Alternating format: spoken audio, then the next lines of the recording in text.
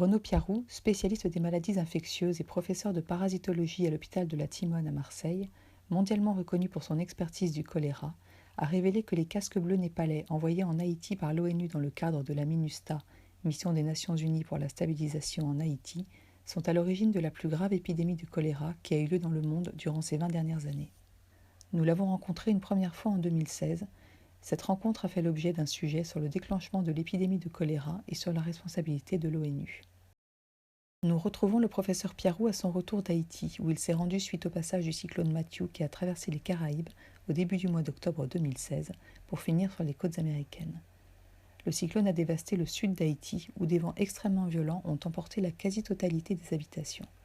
Le bilan fait état de 546 morts et de 1 400 000 sinistrés.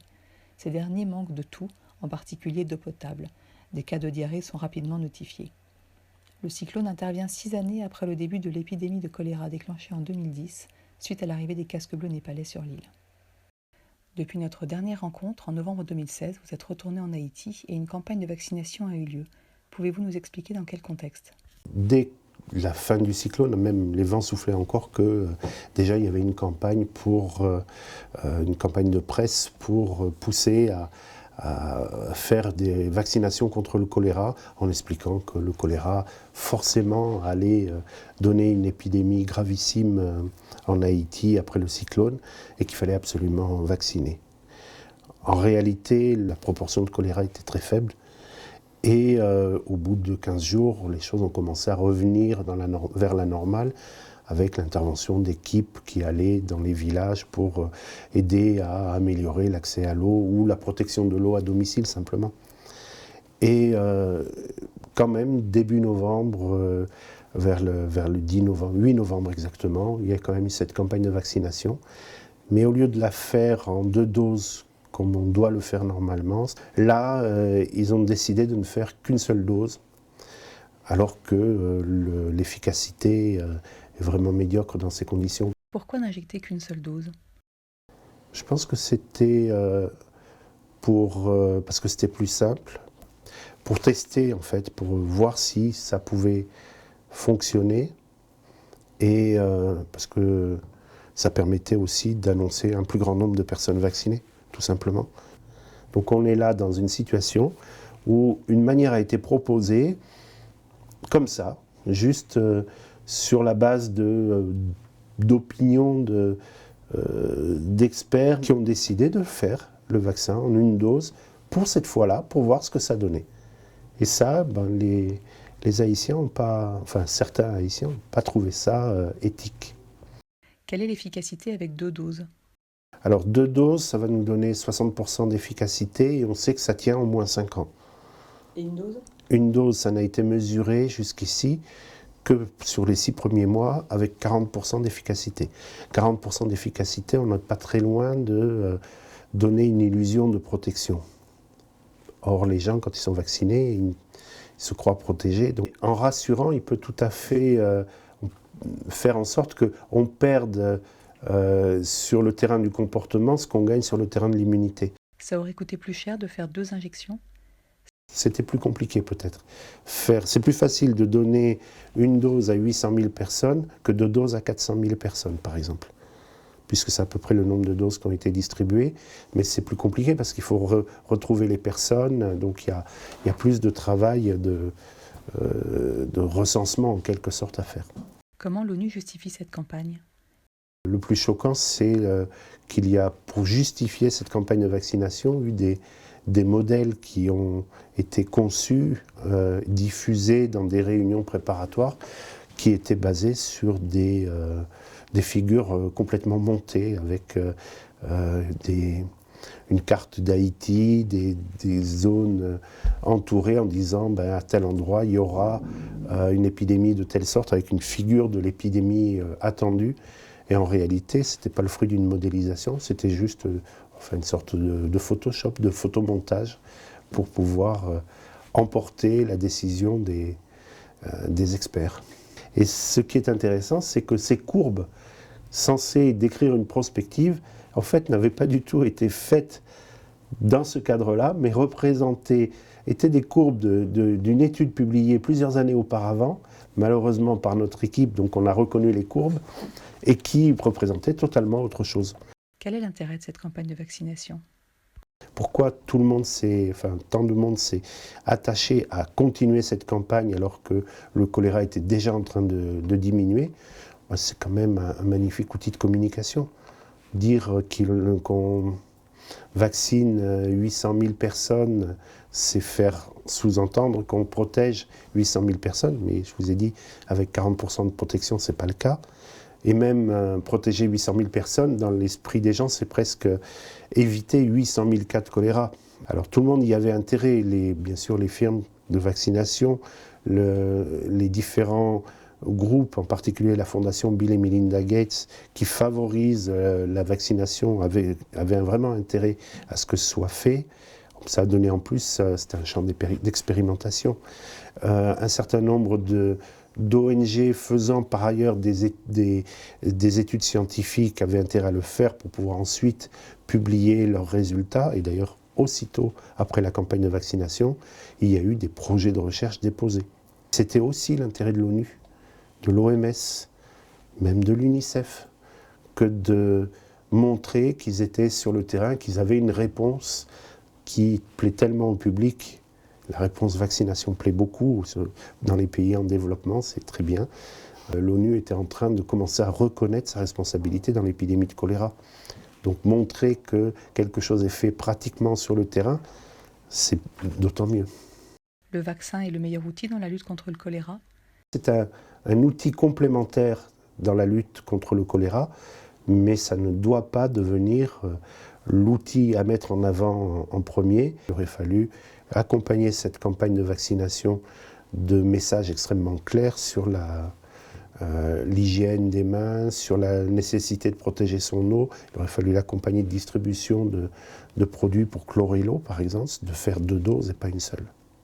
Et ça n'a pas été fait comme ça. Pourrait-on imaginer en France faire des expérimentations vaccinales sur la population ? Jamais en France on pourrait se permettre de faire de cette manière-là, parce qu'il y aurait forcément une bronca. Si ce n'est pas la dose, si ce n'est pas le protocole qui a été validé, on ne le fait pas. Mais c'est inacceptable. En France, ce serait inacceptable. Où en est-on de la lutte contre le choléra ? On débute l'année avec très très peu de cas suspects de choléra. Donc on est à nouveau une fenêtre d'opportunité pour éliminer le choléra. Pendant quelques mois, si on arrive à très bien travailler, on peut éliminer le choléra.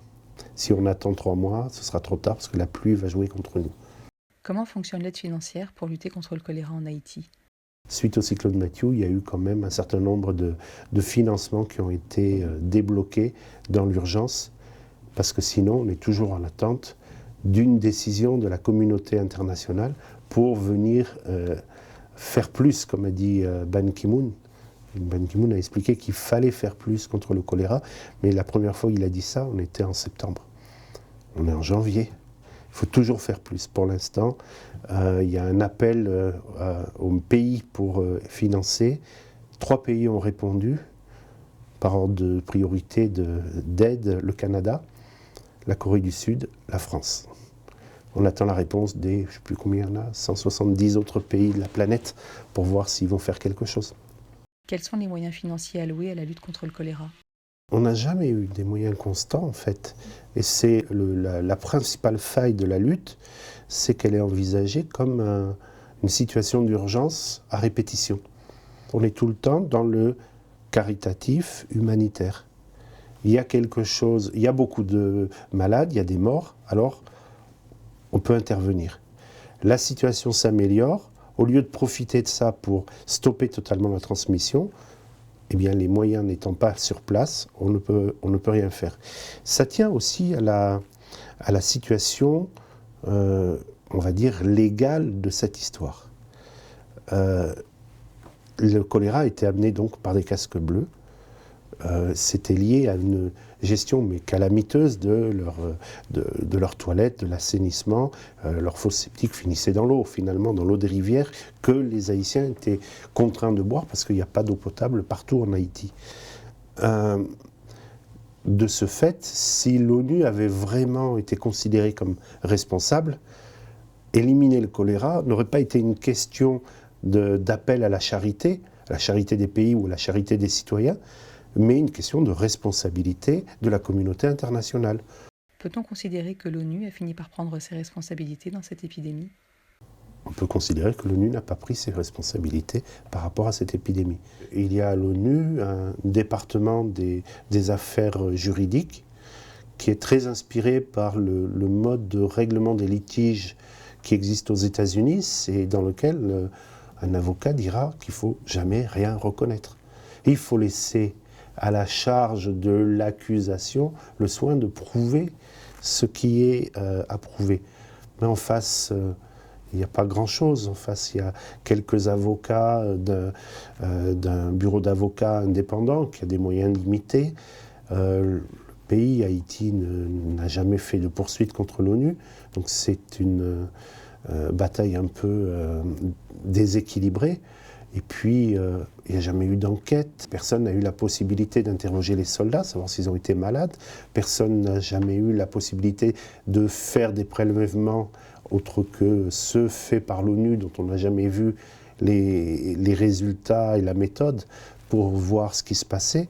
Et l'ONU essaye simplement de dire il y a toujours un doute. Le seul côté qui a été exploité, en fait le seul outil, c'est l'outil scientifique. C'est une investigation épidémiologique que j'ai menée avec de différentes équipes. Donc les scientifiques ont amené un certain niveau de preuve. Maintenant qu'ils ont reconnu, parce qu'à force, d'un point de vue scientifique, c'était incontournable, il reste sur l'idée qu'il ne faut pas reconnaître officiellement. Ce que Ban Ki-moon a dit, c'est que l'ONU a quelque chose à voir avec le début d'épidémie, à nous d'interpréter ça, et qu'il s'est ensuite excusé parce que l'ONU n'en a pas fait assez pour lutter contre l'épidémie. C'est pas pareil que de dire c'est notre faute. Mai 2017.